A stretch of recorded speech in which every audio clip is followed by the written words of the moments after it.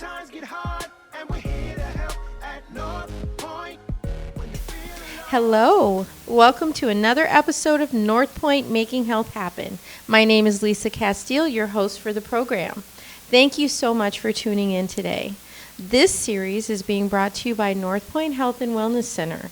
We want to connect you with topics in health and wellness that impact our community.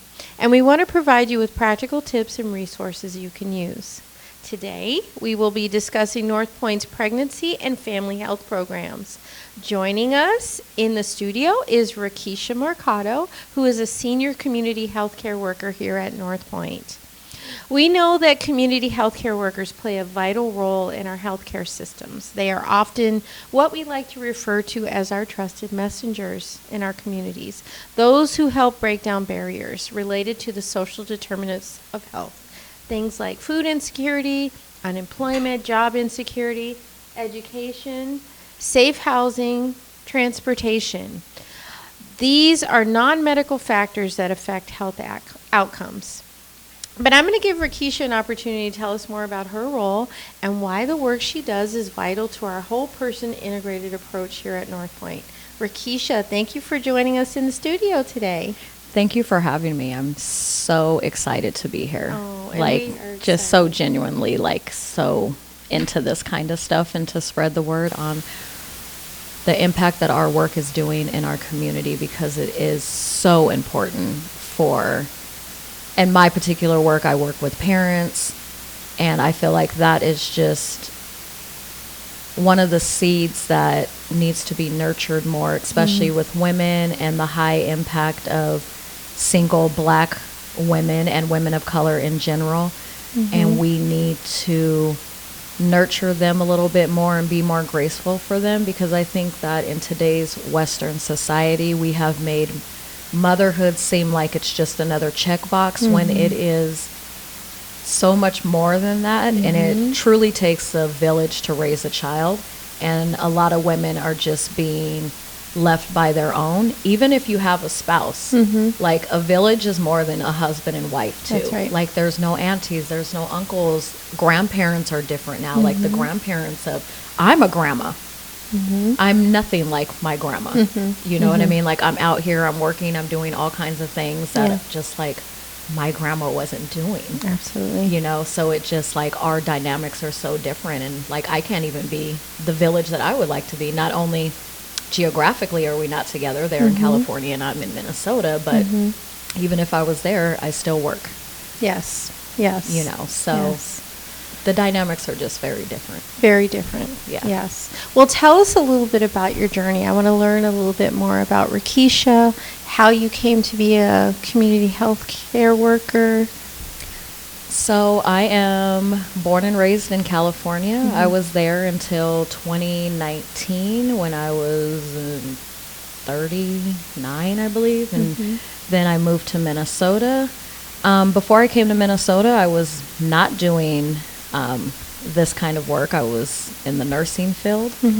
And being in California, that was just better for economics. I love both fields. So to me, they kind of go hand in hand. I wanted to be a labor and delivery nurse. So working with this particular work is dear to me because I feel like I get the best of both worlds. I really get to impact a lot of mental health in people and help them overcome postpartum depression, barriers that they face as they're being mothers. And not just that, I get to encourage them, but I also get to be a part of the teaching them about prenatal stuff, and I'm a doula. So although I'm postpartum doula right now, I do want to get into the birthing space because I think that that is just an absolute miracle. I have witnessed 3 babies born in my lifetime, and each one of them was just so fascinating. You know, I got to be with my best friend, and her daughter is my daughter's best friend, my 22-year-old daughter, and I was actually pregnant with my daughter when Jay was born. So they call each other wound mates. Oh, nice. So just being in the birthing space and stuff is also a passion of mine. So then when I moved to Minnesota, I decided to change majors because economically I could do it out here. Mm-hmm. And when I came to NorthPoint to do my internship for my associates, I was doing my research on NorthPoint, saw that they had a job available. I had the qualifications because I was a medical assistant and a CNA, so I applied for it. And my boss, T, at the time was like, I'm going to go talk to HR right now. And during my interview, when they said, do you have any questions for us? I said, yeah, when do I start working? All right. I love it. So this is what, 7 years later? 4 years later? 4 years. 4 years later. And Yes. here you are. Yes. Doing this work. Okay. Yes. So tell us a little bit about our pregnancy and family health programs at NorthPoint. So our pregnancy and family health, we cater to two culturally specific cultures. We have healthy Black pregnancies, and then we have our maternal health, but that covers our Latino population. So we do offer Spanish-speaking classes. All of it covers prenatal, postpartum, parenting support, and we have a tiered model of care that we use here. And we also do case management with our clients. And I would say that's like the biggest bulk of our work too, is just that case management piece, really having The to help crux of the people work. navigate the resources, which is it's a lot Sure. when you're in a crisis. Mm-hmm. And then you know, there's one thing that's different about here than California is there is a lot of resources. So I do understand why people get overwhelmed, and I love that I can make a phone call and figure out things about resources because it educates me, and then it just makes it easier for everybody to navigate the systems in which we live in. Okay. Well, let's talk about, I want to go back and talk about your specific role. What does a community health worker do? What I do is create a safe environment where the ladies that I work with, and the bulk of my caseload is teen mothers. So that is the bulk of my work, and I would feel like I think that a lot of my work is just a lot of social support, like just being there to help them when the girls are calling me crying, you know, a lot of advice and stuff more emotionally than really what's going on in parenting. But once again, things trickle down. If you're more emotionally okay, you're going to be a better parent. That's just given. So I think that the bulk of my work would be a lot of emotional support, resource navigation, and my physical presence, and honestly, my authenticity. I was a teen mom, so I think that I relate to my girls very heavily on that level, and I also think it makes them very comfortable to open up to me because they know that, like, oh my God, she had a mom and a kid, and then they look at me and they're like, look at where she is now. Right. And I feel like at this place where I am in my life, that these group of parents, because I'm not going to say that I don't work with the men either, I don't have them on my caseload, but I have talked to fathers and I have helped parents navigate some things together when it comes to co-parenting and stuff like that, and even relationship issues. I have helped a couple of clients and their partners. You have a lot of lived experience that translates when you're working with our guests, right? That is, Yeah, yes. it helps, you know, build up that rapport with them.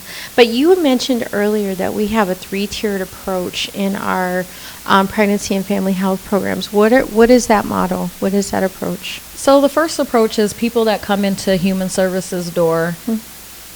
When the guests come in, the first thing we want to do is just resource navigation. Like, what are you here for? How can we help you? And that's across the board for everybody in human services. We all do what we refer to as universal intake. So we all know a little bit about all the programs that NorthPoint offers, and we help navigate the people that come through the door with what they specifically need for their individual problem that they're dealing with. And then the second one is we are offering educational classes. So, and these are open to the community, and they just launched April 1st. So we have like basic prenatal, infant safety, lactation, And those are the ones that are open to the community. Mm-hmm. Anybody can come. It's throughout the whole clinic.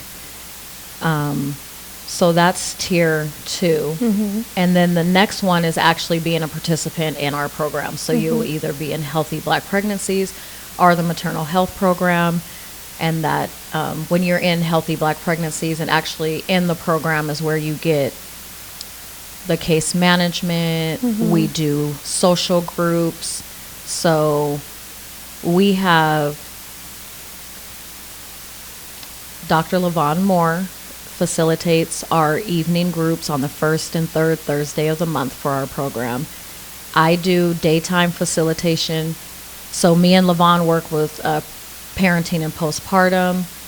My colleague Salah works with prenatal classes. And then my other colleague, Janelle, she's going to be doing these community education classes. And then Alma and Dulce do the Latino classes, and they're kind of all together. They're not really separated as far as like postpartum and prenatal. So yeah, Those are the 3. So let's talk a little bit about maternal health, Black maternal health. And I want you to talk a little bit about the pilot program that you have some experience with, where we had 100% success rate with 35 pregnancies. Can you talk a little bit first about Black maternal health and that work?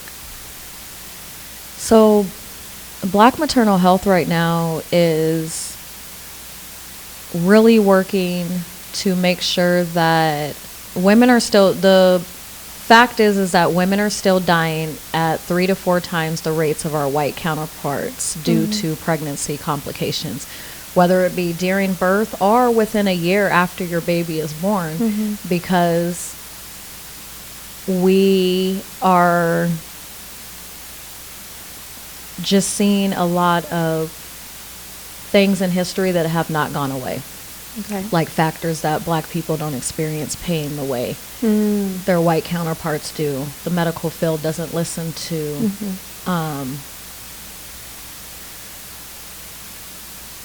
women in the BIPOC community. For example, this was probably a couple of years ago. We had a client who went to the hospital 3 times in 1 week. 3 times. And they didn't listen to her. And her baby died. Oh my goodness. That's real.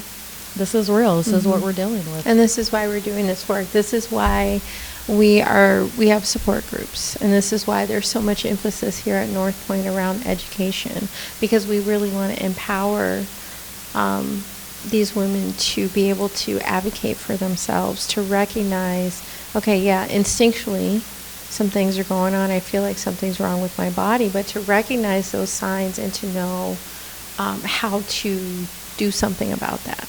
Yes?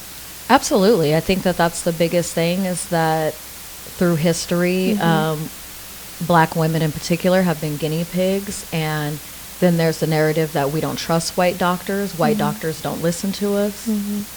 We are still seeing that in today, and the guests are seeing it. So it's also giving them pushback when it comes to medical stuff. And then just the lack of just education about even our own anatomy and stuff like that. Like humans are not being taught our own anatomy. We're not being taught anything about our body, the medical field, medical terms, anything like that. And then because we do have other factors that contribute to us having higher risk pregnancies, Like high blood pressure, like diabetes. high blood pressure, diabetes, even when those things aren't happening, I think another thing that isn't talked about enough is the mental health part of it. Yes. You know, just the high stress that these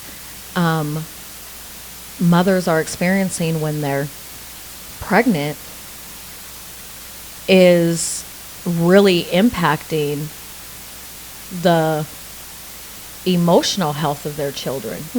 You know, Yeah. having a fussy baby, having a baby that just, you know, isn't calm versus, you know, having a more healthy birth. Sure. On top of other things that you're having to deal with in your life. Absolutely, Yes, absolutely. So I want to go back to something else that you said. Now, you mentioned, you talked about doulas, and a lot of people don't know what doulas are. Can you tell us? What is a doula? A doula is literally a support person for the mother. So before you go into labor, I would sit down with you and first educate you, let you know that your rights, how your birth. Many people don't know how much power they can have. Even in a hospital, you have the right to redecorate the hospital room to make it as comfortable as you want it to be. I mean, you can literally bring in things, you can hang things up, you can have scents going, you can, dim the lights, and in Western medicine, they want to strap you down to a bed, put all those monitors on you, and people don't know that you don't. Oh, well, if they have to take the little thing and follow you around and because they have to do their job, I get it. They have to do their due diligence for paperwork and all that stuff. So they need to get babies' heart rates and stuff. Sure. But they have the little Doppler. You can move around. You don't have to just be laying in a bed is what you're saying. Exactly. So you educate your clients about their rights. Yeah. You help them advocate for themselves. What are some other things that doulas do? Because it's different from being a midwife. Absolutely. Yeah. Your midwife actually catches the baby. We do not have anything to do with that. Our thing is more educational and social emotional support. Being there for you, making sure that, we also have doula dads now. Making sure that that's a big thing that we're also working towards too, is making sure that dads have their place in the birthing space, because they are part of the reason this child is here, and they're essentially cut out a lot of the time. And a lot of the feedback we hear from men and stuff is just, even when they're in the birthing space, how they're addressed, just being called dad or father, like they don't have a name or a space, and they're just being pushed around and not educated. And really another big thing we do too is also, I think that nurses get routine, doctor get routine, just in their routines. Yeah, they and see really it all, they've done it all. They don't convey a lot of information. Yep. So I really push, for instance, I had one of my teens, she was in the hospital, something completely unbirth related, but I went there to see her just to give her support and stuff. And the nurses were just coming in, giving her medicine, putting stuff in her IVs, and I'm just like, no. I told the nurse, you need to tell her what you're doing. And then I told my client, you need to ask questions. What are you giving me this, and what is it for? Right.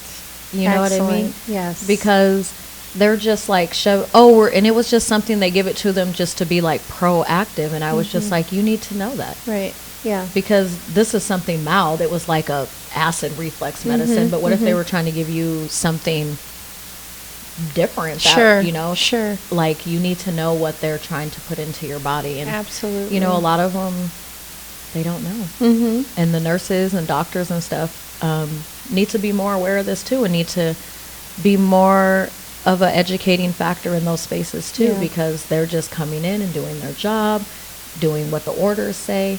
But I think that's another conversation to be had. But the doulas really slow it down and help really and that is what explain the work things. of a doula is to make sure that we're closing that gap and helping because when you are in labor, you are not in a healthy mental space to be able to make a lot of decisions. So that's what the doula does, is we've had all of these conversations. So when you're in distress, we can remind you of who you are and what your plan is, and try to create homeostasis during this time.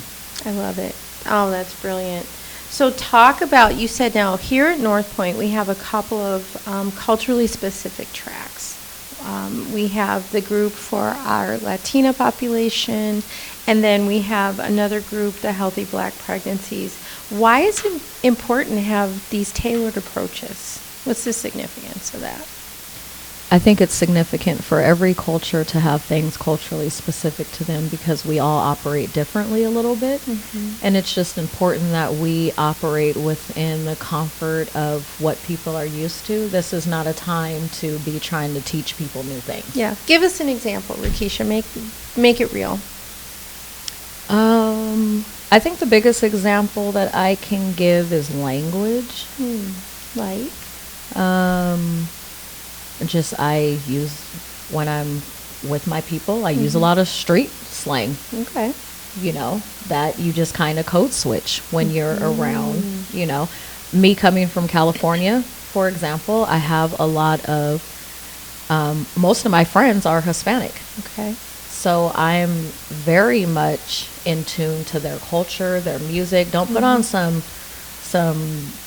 salsa or some stuff like that. Boy, you see me getting down quicker than I could do the electric slide. Okay. All right. Because these are just my experiences. But Sure. I also wanted, my husband was Latino, so I guess you could say I speak Spanglish. Okay. All right. But I wouldn't go into a black environment and say things in Spanish like I Right. normally would if I was around. So just, you know, things like that. I think language is probably the biggest thing. You feel comfortable when someone speaks your language. Understood.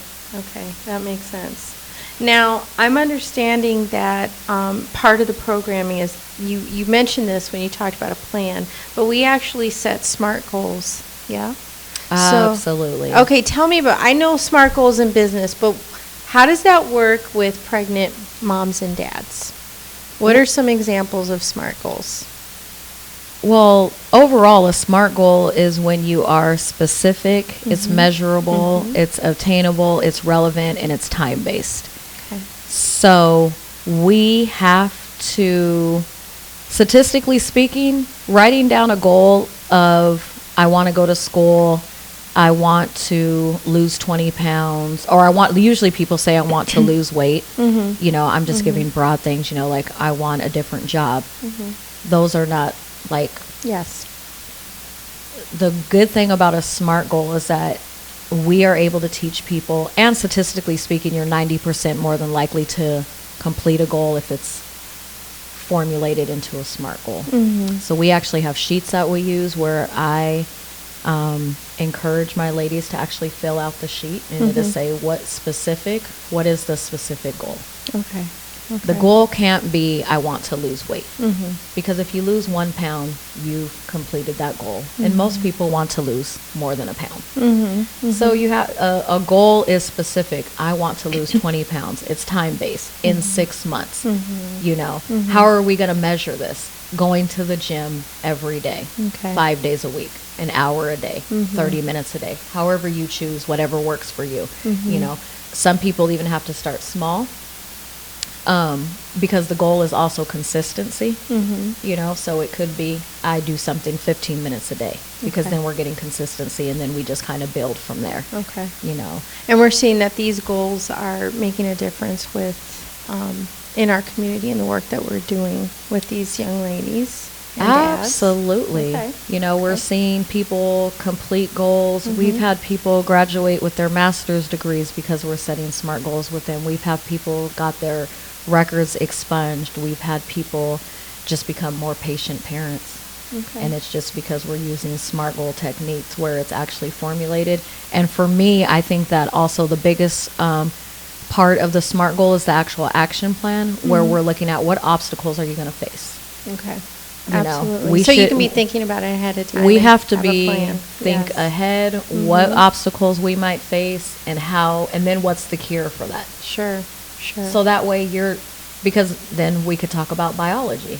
And then I give the explanation about, because when your brain freaks out, you are more likely to go back to your normalcy, which is usually poor, risky behaviors, especially with the population that we deal with. So when you have a SMART goal, your brain is already engaged, meaning your left and your right side, your emotions help you set a goal, but then the SMART goal was your logical side. So your brain engaged because you sat down and came up with specific Sure. steps. So when that happens, the brain already says, oh yeah, call your aunt. She's next on your list. Because you you've know. created that pathway. Yeah. Yeah. Or, you know, pull that $100 you have in your savings account, because that was part of The plan. the plan. Sure. Well, I want to, before we kind of wrap up our discussion, I do want to talk about some of the events that you do to engage our community, because you're a busy lady. You've got Toys for Tots going on, you're vision boarding with people. Why do you do that? Why is that important? So vision boarding is for program, like everybody that's in the program. The other things we do, Toys for Tots, we do the Halloween giveaway, which is for the whole community, because once again, it takes a village, and we're dealing with people that are living in poverty, and these are ways to help them overcome that, especially during a stressful time of year, especially Toys for Tots. I love NorthPoint when it comes to Toys for Tots. Not only do we, NorthPoint also gives a lot in donations to that too, and we make sure that we are one of the few places too that actually gives toys up to your kid being 18. A lot of people stop at 16. So we really try to make sure that everyone in the family is involved and is able to have a gift to open, which is something unique that we do here at NorthPoint. And it has helped the community tremendously, and we give good gifts. All right. Well, we talked about a lot of different things today. Is there anything that you want to share that we didn't cover? I know our time was brief. I think the biggest thing that I want to share is that it is really important for us as a community to stop generalizing a lot of things, and we have to lose that old mindset of theories and stuff about how Black women operate when it comes to pain levels and things like that, and we need to be open to learning that we are all human beings and that we all experience pain. We all have a voice, and we all need to be heard and validated for how we're feeling. Excellent. Well, thank you so much for being on the program. Thank you for You have having so me. much wisdom, man. I wish I had you as my doula. I wish I had 25 me. years I wish ago. I had a me. Great. Thank you for listening to this week's Making Health Happen. We want you to know that we're here to partner with you and to help make health happen in your life. To learn more about NorthPoint, call us at 612-543-2500 or visit us on the web at northpointhealth.org.